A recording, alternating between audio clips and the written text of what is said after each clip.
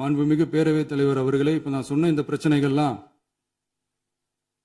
2026 போன மாதம் மே மாதம் 10ஆம் தேதி புதுசாக வந்துடல. இதெல்லாம் பல வருஷமாக இருக்கிற பிரச்சனைகள் தான், பல வருஷமாக கண்டுக்காமல் விட்ட பிரச்சனைகள் தான்.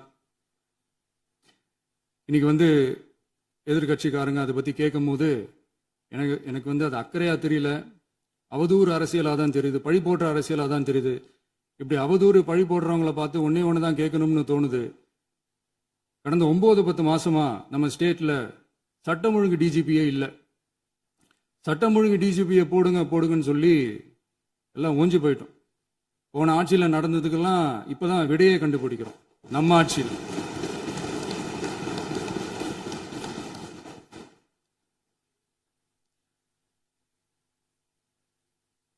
இந்த போதைப் பொருள் நடமாட்டம்லாம் தாறுமாற அப்படியே பரவி கொட்டி கிடக்குது.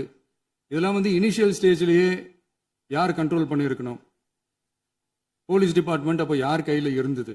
இத்தனை கேள்வி நம்மளை பார்த்து கேட்குறாங்களே, ஒரே ஒரு கேள்வி தான் நான் கேட்கணும்னு தோணுது. போலீஸ் டிபார்ட்மெண்ட்டை கையில் வச்சுக்கிட்டே பிகினிங்லேயே இனிஷியல் ஸ்டேஜ்லேயே இந்த போதைப் பொருள் நடமாட்டத்தை ஏன் கண்ட்ரோல் பண்ணலை?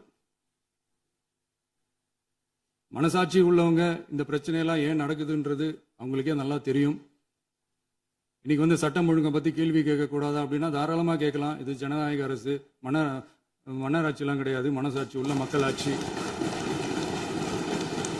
அதனால கேள்வி கேட்கலாம், எல்லாருக்கும் எல்லா உரிமையும் உண்டு. விமர்சனம் செய்யலாம், எல்லாருக்கும் எல்லா உரிமையும் உண்டு. ஆனால் நம்ம ஆட்சியில் என்ன நடவடிக்கைகள் எடுத்திருக்கோன்றது தெரிஞ்சுக்கிட்டு அதுக்கேற்ற மாதிரி ஒரு நடுநிலையாக பேசுனீங்கன்னா கொஞ்சம் நல்லா இருக்கும். சட்டம் ஒழுங்கை பற்றி யாருக்கு என்ன யோசனை இருந்தாலும், மக்கள் நலனுக்காக யாருக்கு என்ன யோசனை இருந்தாலும் அதை தாராளமாக சொல்லலாம். நம்ம அரசு அது காது கொடுத்து கேட்கும்.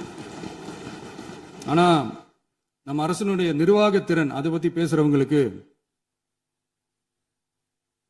இந்த ஊரடிச்சு உலையில போட்டு ஊழல் மேல ஊழலா செஞ்சுக்கிட்டு அதுல இருந்து